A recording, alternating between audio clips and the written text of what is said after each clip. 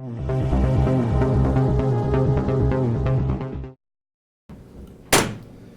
this time, I'll call the January 9th, 2020 meeting to order for Dickson County Commission. Would you please stand and join in the flag salute?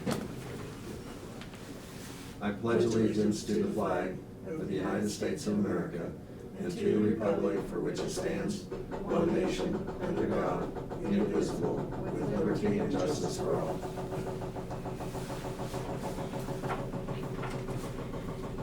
I do not believe we have any additions to the agenda. Yes, we do. Got three. Three. Yeah. There it is. Okay. Except for these three.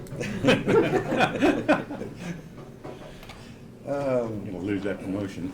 So I'll add to consider the request to utilize diversion funds for software and training.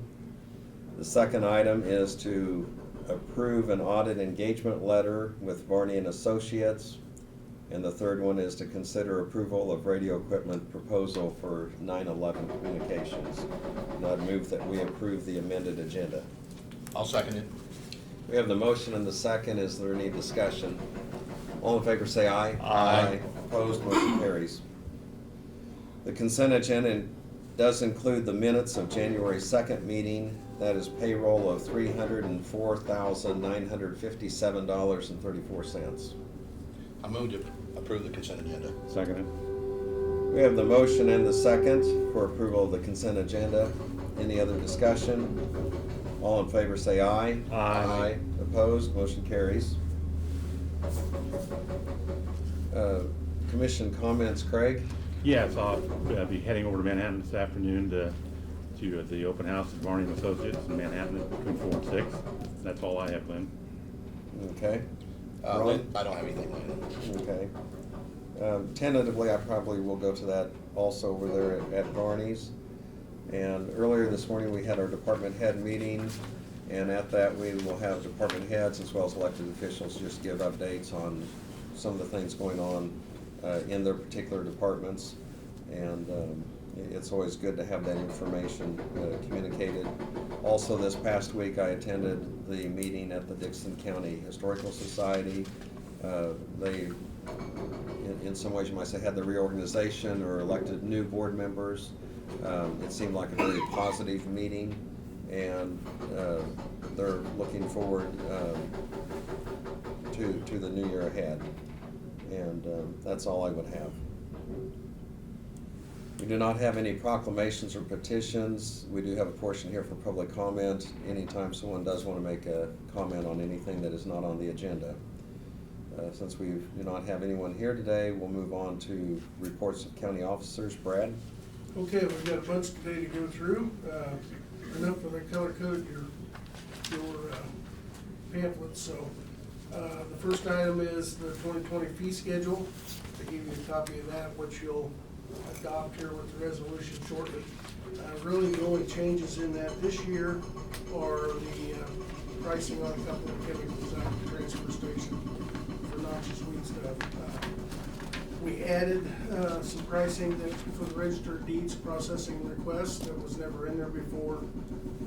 But other than that, I think it's the same as what it was last year. There's no substantial increases. It also reflects the $2 increase out at the transfer station that you had done last month. So That went from $48 to $50. $48 to $50 per ton. The $400 or 400-pound fee for $10 is still the same. So, which above the 400 pounds, I think they increased it from 44 to 25 cents a pound. So.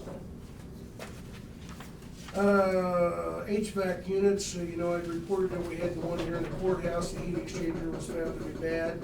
We had it replaced this week. It was like $2,500 to get it done. We tried to live without it, and it just didn't work. And that cold snap we had, it was not enough that we could keep it heated up there. So we've since, during inspections, found 4 of the 8 units on top of Sturrow Hall that have bad heat exchangers. They're of an age that it's not unusual, so we've got them replacing them, just the heat exchangers. They're about $1,800 a piece. Not cost prohibitive, but for a total of $7,200 for all 4 of them, something we've got to do. So Will that money come out of the Sterling Hall 1%? Can take that out of the Quarter Sterling cents? fund, yeah. Okay. Yeah. Where that account's down, and I forget what Janelle told me, $48,000, something like that now, the balance. I know So- it's not on, you know, I was talking about Sterling Hall. Did the Goldberg Group ever come up with a? They have not yet, Okay. we're still working on it, so. So we're in the process of getting those fixed. I guess the good news is only 4 of the 8 were that way. So, but as far as we know, the AC portion, the A coils and the compressors and everything are still in good shape, so.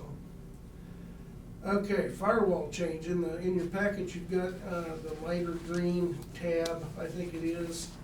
There's some, maybe it's the other green tab, I don't know. Equipment proposal? The one that's TBS labeled Eagle Electronics. Communications, actually, the other green tab. Okay. Sorry, I didn't Yep. have enough options for colors, so. I mentioned in the department head meeting, we had some telephone issues that have been very frustrating. They've all been attributed to Eagle, or to AT&T. And, we were kind of checking into this anyhow, but we've got 2 components that we're in the process of going to upgrade. One is the phone service to the county. We would like to go over to Eagle Communications. We're in the process of getting those quotes finalized. We have 80 phone lines for the county. We have 23 SIP SIP trunks, and what that means is we can handle 23 phone calls consecutively at any given time. If you're the 24th person that picks up the phone to make a phone call, it doesn't go anywhere. That hasn't been a problem. We're sized that way for a reason, because that's what our testing has shown. However, when we get no dial tone and it's dead when we pick it up, or when people call us, it doesn't go anywhere, it's a problem. So what Sherry's done is she reached out to Eagle on all these different areas, and we found out that for essentially a trade-off, we can have Eagle provide our service. The benefit to that is there's no real benefit financially, other than we've got somebody here in town we can call to service it. I don't know whether you've ever tried to get a hold of AT&T recently, but you go into the black hole of pushing buttons on your phone and you never get a body. Wow. Even for a commercial system where we pay the money we pay. And it's extremely frustrating. And when we go down and, not 911 lines themselves, but when the dispatches lines go down at 11 o'clock at night, and we've got no service until the next day at 2 or 3 in the afternoon, that's problematic for us. And so, with Eagle, we've got somebody we can call. We live with those people in the same neighborhoods, they're friends, we've got a face we can deal with. And basically, for the same amount of money, we can switch over to them and have dial tone come from them. So that's what we're gonna do. And it's promoting a local company as well. Firewall upgrades, switching gears a little bit. We have, I think you probably remember, we mentioned a couple times in the past, we were due to replace our firewall coming up. Yep. We know that it's 7 years old, and this is the main firewall that protects, like Sherry talked about downstairs, that protects all of our internet access to the outside world. We're 7 years old, it is out of compliance. It costs us $3,400 a year annually right now alone, just for maintenance. We know that being out of compliance kind of leaves our tail wagging out in the wind a little bit. And the cost of a new one, she got bids for the cost of replacing it, was $11,595 for the purchase and the setup. And then the reoccurring fees for that particular firewall would have been $5,546 a year moving forward. When we were meeting with Eagle, Eagle has the same or better service that they will provide, and they provide other government entities. They can provide us a service, it's a cloud-based firewall solution, so where our people don't have to manage it, their people who are familiar with it and proficient with it will manage it. And by signing a 4-year contract with them, we cut it down to $158 a month, or $1,800 annually. That's it, total bill for better service. It's a no-brainer. And we don't have our staff, if you look up something technical and you figure out how to operate it and program it today, and 8 or 9 months down the road, you go back because there's an issue with it, you gotta go through the whole process again to reacclimate yourself. And we don't have to do that because the people that are doing it on our behalf are doing it every day and they're familiar with it. So is that locked in, Brad? That's what we're we have doing? signed, well, I don't know that we have yet, but we want Yeah. to sign that 4-year contract and get that locked in. I told Sherry that that's the way we would wanna go. We're always gonna need service. and it's not something that's gonna go away, so. It ranged from like $250 for a 1-year contract down to $158 for signing a 4-year contract, so. That way they know that we're with them for at least 4 years, and the people and staff and money that they invest is gonna be a long-term investment, so. The new building out at the landfill, will that be part of this? That'll be. That's number 3. Okay. Data transport. Okay. Currently on our network, the internet service and the phone service for the health department, EMS at Station 1, transfer station, and when the new, and the transfer station right now, and the highway shop all comes off of the courthouse. The highway shop and the transfer station on Jeep Road is all through a wireless network we have that we invested a pretty substantial amount of money 4 years ago. And the only person that services that's out of Kansas City. At the time, it was all that was available. It was before fiber optics and things. We looked into adding the new DTF building onto that wireless network, and that's kind of what we were originally looking at. Again, when we met with Eagle on this, we suggested to them and said, well, what do you guys have that you could connect us up out here? You know, things are looking so good on this other stuff, you know, work is a miracle. And they said, well, we can connect you up with fiber. And that's always been cost prohibitive in the Right. past. If you're familiar with Eagle, they have cables now running down Old 40 across the county, and they've got them in different places, and so they can tap into their fiber and run up to the transfer station. And they have also, as of this morning, agreed to put fiber over to the new DTF building and the highway shop. So everything we had would be connected with fiber, and we can do away with our wireless system. That's a real plus for us. At the same time, they would increase us from our existing 100 megabit here at the courthouse capability to 250 megabytes. I want to go through and make sure I haven't missed anything. Yep. It would bring 250. everybody on for phone service and network service. So that essentially, two things of real benefit. Whether you're sitting here in the courthouse and pick up a phone to call Leah, or whether it wouldn't look no different if I pick up the phone out at Randy's and I call Leah, or if it's in my office. It would all be on the same network. The same way with Martin's shop, same way with the health department EMS. It would be one big network that way.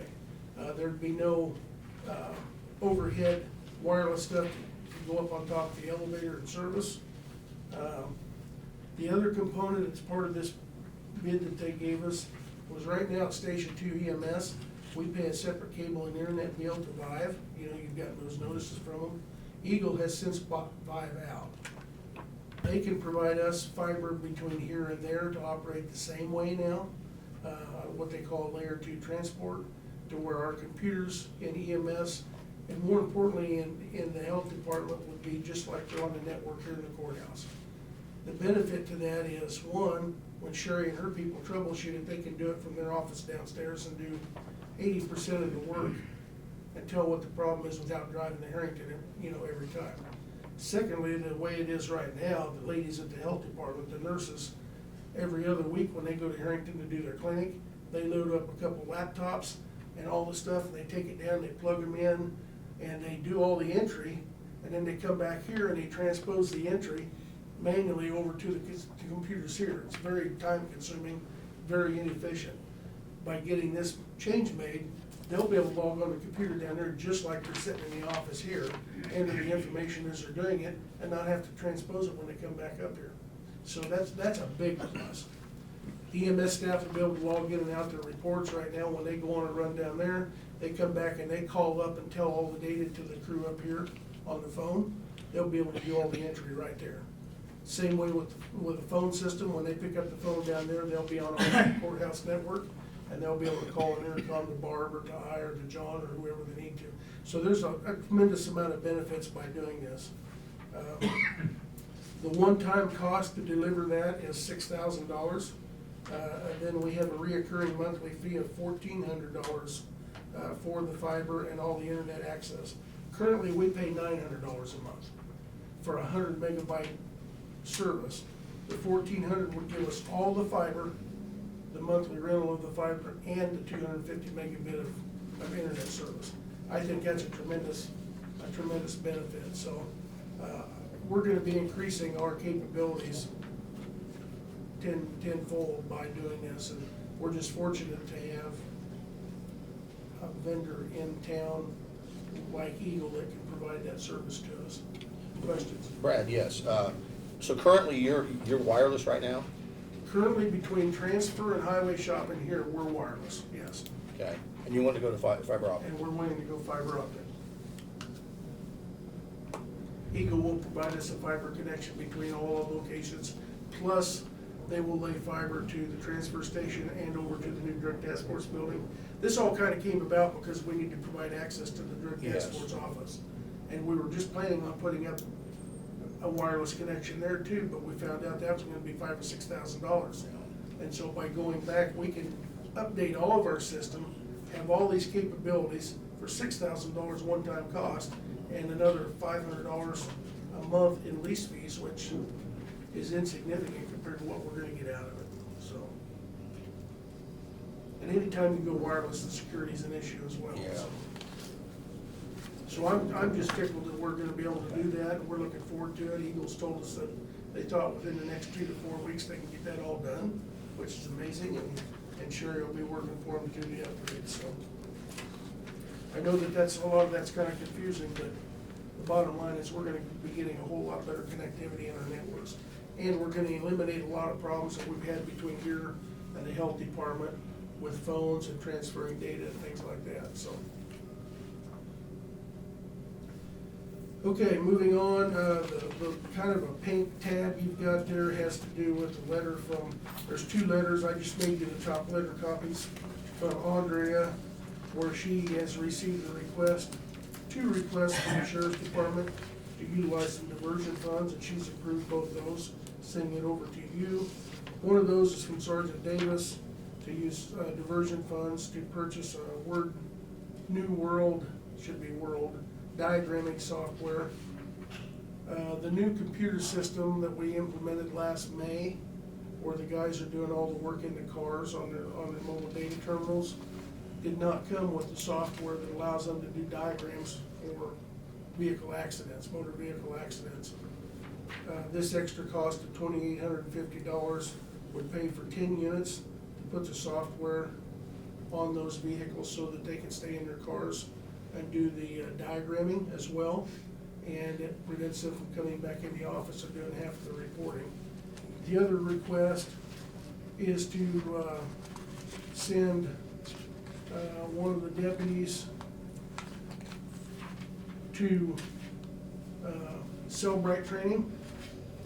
And that is a training that is, it's software and a system where when they take a phone from somebody, a cell phone, they can plug into it and extract all the data out of it. Even text messages and things that they had deleted, they're still kept in the phone. So if you arrest a suspect on something, he's using his phone to conduct business with it, drugs or whatever it is, they can pull that data out of it. So this would train Fabio Garcia to do the Cellbrite Advanced Smartphone Analysis training, and that's a true tool for them to be able to utilize. And that request is for $2,995. So Andrea's approved both of those. She wanted to come over to you guys to approve as well, so or make you aware of it, however you want to do that. Last week, Martin installed 3 additional flashing stop signs. Those locations are, one of them is at Fair Road and Old 40 as you go southbound at the T intersection. One of those is at 1400 Avenue at Jeep Road. Ron may see it if he drives that way going home today. There's southbound traffic at that intersection. And then the other one is on the north side of Old 40 at Jeep to southbound traffic. We already had one to the northbound traffic at that intersection. So now we've got them on both sides of that intersection. So we also replaced the one that's been run over and damaged at Jeep at 2200 Avenue. So 4 new ones went into place. And I've looked at all 3 of those after dark and at night and during the day, and they are working very well. So it remains to be seen if they prevent accidents, but from everything we've seen so far and all positive comments we've got, I think they will be a positive thing to help prevent vehicle accidents at those intersections, so. Martin had mentioned to you that at 679 or 600 block of Paint Road, we have started replacing another small structure there. It is a fish passage project, so the materials are paid by U.S. Fish and Wildlife, and the guy started that Monday morning, so I don't know what the time frame is. I haven't heard that, but I would speculate it'll be 4 to 6 weeks or less before they have that one completed, and then we'll move on to the next one. So we purchased fuel this week. We did purchase diesel fuel earlier, and the numbers are there. Robson had the low bid of diesel at $2.41. Today, this morning, which is not on your sheet, we purchased unleaded, took bids on that. Robson also got the unleaded bid for $1.86 per gallon as well. So apparently this is a week for fuel. So you've got your 2019 budget reports for the year that Janelle's provided. Those are on that, I guess it's a pink tab. Not a lot to note there. Everybody, you know, all the accounts for the most part were within budget. She's indicated that to you, so I won't kick that horse. The sales tax, the final sales tax reports are a little bit interesting. We didn't quite make what we had budgeted for the $1,300,000 on the regular sales tax. We did get 1.239 on that one, which was more than what we did in 2018. But 1.3 is just a target that we hope for. On the special sales tax, the total came in at 1.196, which last year it was totaled at 1.141, so it was considerably more. So, I mean, we're pleased with both of them. It goes to show that I think our economy's done a little bit better this year. And, of course, we always set the bar pretty high, I guess, as far as what we budget for, so. Sewer district, I guess that'd be number 3, the Detroit. The one that's red, Yeah, the sewer district number 2. Is that sewer district number 2 there? Yeah, that's the Grant Township Sewer District. No, 3, the one Detroit. That's 3. Okay, that's what I said, yeah. Yes. 3. What's I mean, I see they're pretty well done over there. They are real close. They were putting water in last week when I was out there, and actually Paul was out there, and I got to talk to him when we drove out and looked at it. And they were pumping water out of their existing system, sewer, well, not ponds, but their processing plant. Right. Mhm. Pumping that up into the middle pond, and I think they've got it full. They were gonna then start pumping into the north one. The new one, yeah. And the new one. The south one, they were leaving for the overflow, because by the time it starts in the north one, when it's all said and done and the valves are set, it'll go into the north one, then it'll go to the middle one, and then it'll go to the south one. By the time it gets to the south one, you're supposed to be able to drink it. Told him I would pass, but he said that you're supposed to be able to drink it. I'd wait till I get to 4. Not for my cup of tea. I'd wait till I get to 4. Yeah. So, but anyhow, yeah, it's pretty much Okay. done. They got all the. I saw riprap in. all the equipment was gone and stuff. Yeah, they've got fence to put up yet, Mhm. and the seeded, of course, this spring, or whenever they do the seeding. But yeah, for the most part, they pretty much got it done. Now they were going down to the city to get all that, the changes made, and they have to tear out the old concrete processing stuff. And I'm not sure when they're getting real close to being where they're gonna start pumping effluent up there. Okay, I didn't know that. But they had to switch over to they're doing something just south of there to be able to pump off that water well there on 43, Okay. so that they can fill that north. Oh, okay, pond. they're using one of the pumps that's there. They're using one of their city water Okay, I pumps. was wondering how they were getting the water in there, so. Yeah, the KDHE rules, they have to have a total separation Right. between water and sewer. Right. So what Paul told me they were gonna do was pump into a temporary holding tank like the fire department uses, Mhm. and then pump into that, and then pump out of that and push it up through the main Okay. to get up there. So it's gonna be a little time consuming, but Yeah. they'll get it done. They're They'll pulling water to the Pushing and south. pulling, yeah. They're pushing it down, then they're pushing it back into the lagoons. Pretty much, Okay. yeah. So they're getting real close, and I thought the work went real well. The one thing they did discover up there on the north end, or on the south pond, the existing one where the Detroit stuff has been Right, going, mhm. is that they put some water in that, and it just disappeared, so that lining wasn't holding. That's part of why There's never been Minimum. anything put in there, or Right, yeah, sustained. sustained.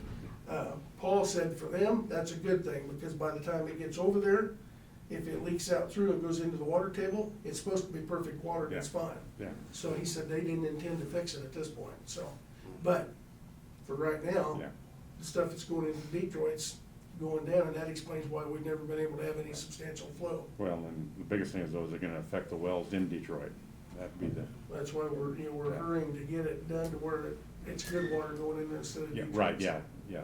Going into number one, and then number two, And then won't number have the three. nitrates and stuff in it. Right. Everything will be, well, I guess you'd say biodegradable Right. by the time it gets to three. It's Yeah. supposed to be Yeah, good water, so. I told him it wasn't for my cup of tea, so I, if he wants to drink it, I'd come out and watch him, so. But everything's going very well, and they're real close to being on schedule over there, so. You talked about the EDC stuff, and Chuck will be in next Thursday to talk about that. We talked about the plan for, the county engineer, and then I gave you a copy of the county pay plan. I think that's, with the exception of the items that we've added, I think that's all I've got, so. Unless you have any questions on anything? Okay, thank you. Doug? Yesterday, we had a court appearance on the tax sale journal entries, and we had 25 parcels. 20 of those were handled yesterday by default judgments where we had served people publication or actual service, and so those 20 are taken care of. The other 5 are ones that include federal government claims, and so I can't foreclose those until after 60 days from the filing. And the ones we took care of yesterday were 30 days after. So those, that's where we are with the tax sale. Moving forward, after we finish the next 5 and the federal government has responded, then we'll move forward and go about setting a tax sale. Okay, thank you. We'll go to notices and communications, and we do have one. This is to the county, but also the Board of Education, U.S. District 435 was included in on this. It's just notice for a public hearing and issuance of industrial revenue bonds for the city of Abilene. This is not to exceed $7.5 million, and basically it is a, for the potential, I guess, the hotel that would be going in, and it's to provide an exemption of ad valorem taxation on the property, on what's through those bonds. And so it's just notification. So if we want to comment at the public library on January 13th, we have that, that available to us. And, so Brad, I'll go ahead and give this to you, and I think we had been made aware of this previously, on the potential development. We'll go ahead and move on to resolutions. And the first one we have, is for a gap waiver, and this is for us to consider. It's resolution 010920. Brad, do you want to just summarize that briefly, or? Yeah, under Kansas law, the counties, cities, and government entities are required to follow certain requirements when it comes to budgeting, and you have an option to opt out of that if you so choose, which every entity that I'm aware of, school district and city and counties, all do, and they just follow what the acronym of GAP, Generally Accepted Accounting Practices. So this is our waiver out of that and housekeeping to do that for the way we budget and handle our funding throughout the year, so. Okay. And this just keeps us in compliance as far as budget laws for the state of Kansas. It does. So it's more of a housekeeping item. I'll go ahead and move that we adopt resolution 010920. I'll second it. We have the motion and the second. Is there any further discussion? All in favor say aye. Aye. Opposed, motion carries, and we'll need to put our signatures on that. The next item is a resolution for the appointment and designations of committees and their functions. I'll go ahead and read those just so we are aware of what each of these happen to be. And you have this in your reports, but it's to appoint Dr. Brian Holmes as the Dixon County Health Officer. It is also to designate the official hours of the courthouse from 8 a.m. to 5 p.m. daily with holiday closures as set forth in Dixon County Employee Handbook. Our work session for the county commission will be on Thursdays from 9:30 to 11 a.m., so that's a little bit of a change. Previously it was 9 to 11, now it's 9:30 to 11. And then the regular meeting will start at 11 a.m. Until conclusion. It designates the Abilene Reflector Chronicle as the official county newspaper. Continuing what we have done in the past, it appoints Commissioner Peterson, so I would be serving as representative to the Central Kansas Mental Health Center Board for 2020. It would appoint Commissioner Roller as representative to the North Central Kansas Juvenile Detention Board for 2020. It would appoint Commissioner Chamberlain as representative to the North Central Kansas Regional Planning Commission Board for 2020. And then it designates the official depositories for the county, and it has the banks, UMB Bank, Abilene Branch of Astor Bank, Solomon State Bank, Solomon Branch, Solomon State Bank, Abilene Branch, Pinnacle Bank of Abilene, Dickinson County Bank of Enterprise, Central National Bank of Harrington, Citizens State Bank of Woodbine, First National Bank of Hope, Hope Branch, First National Bank of Hope, Harrington Branch, First Bank of Kansas Branch. It also adopts the official fee schedule for 2020, which is published on the county website. It adopts the 2020 payroll calendar as submitted by our HR director, and it adopts the official employee pay grade schedule for 2020. So we'll need a motion So to moved. adopt. I'll second it. Okay, we have the motion from Commissioner Chamberlain and second from Commissioner Roller that we adopt, and that resolution is 010920A. Any other discussion? All in favor, say aye. Aye. Opposed, motion carries. This also would require signatures.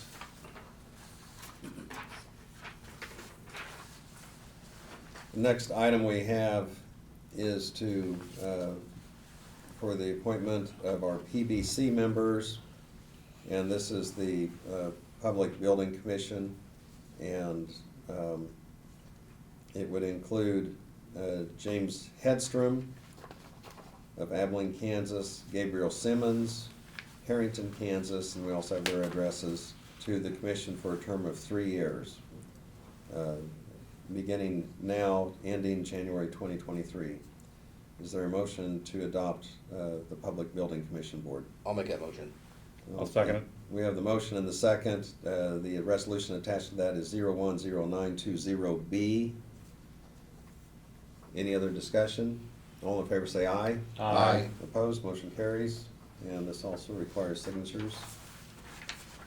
I'll get these back to Barb, so we have all these on file.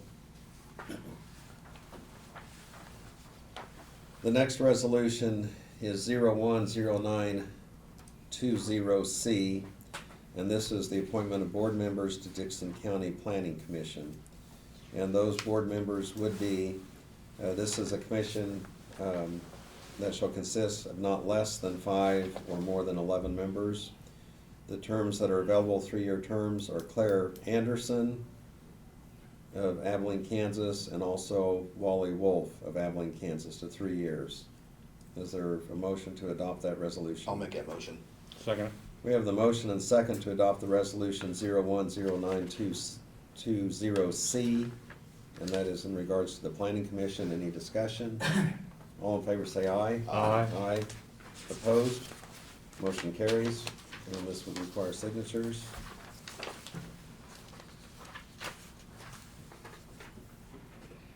That's all we have as far as resolutions. Unfinished business, we do not have anything. I'm going to go ahead and insert at this time, before we do our reorganization, we'll bring forth the items that were added to the agenda. First one we had is to consider the request to utilize diversion funds for software and training. And this comes from Andrea Purvis, our county attorney, and Brad gave us the report on that. So are there any questions, or is there a motion to utilize these diversion funds? I'll second it.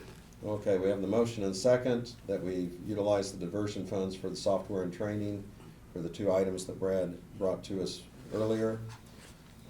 I'll just mention is 2,850, and that was on the 10 units for the New World, and then also a training session for one of our deputies on the cell phone training and retrieving information. That's 2,995.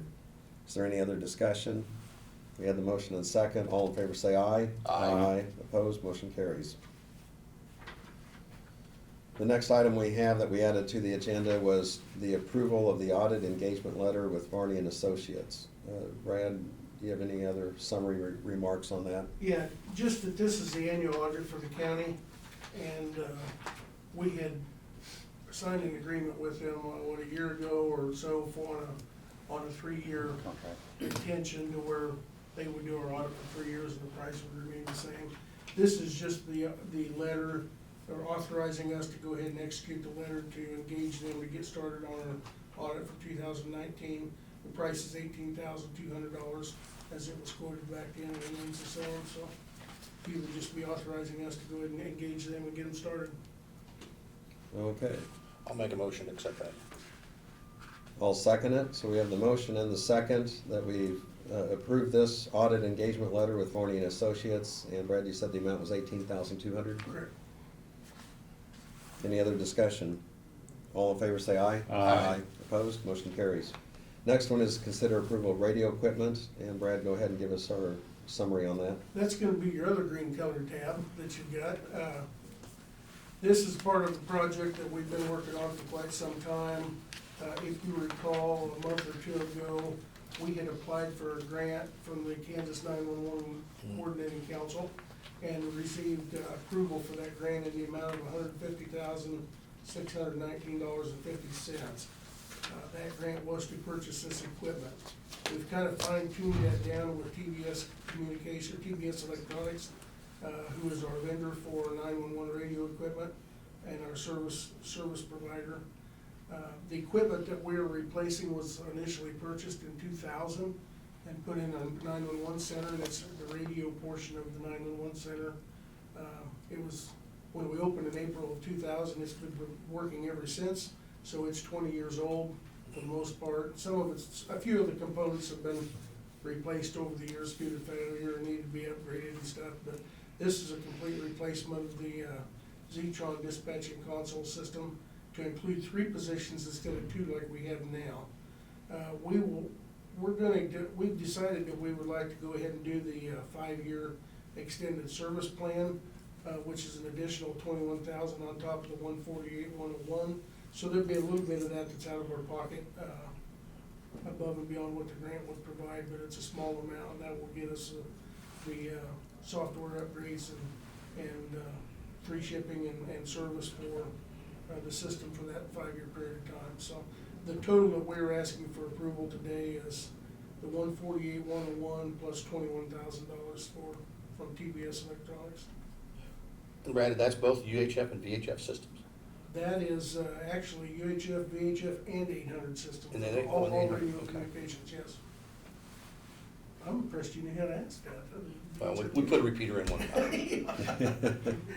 You're talking radio talk. now. There you are. Yeah. Okay, any questions? No, the on-site training, that's.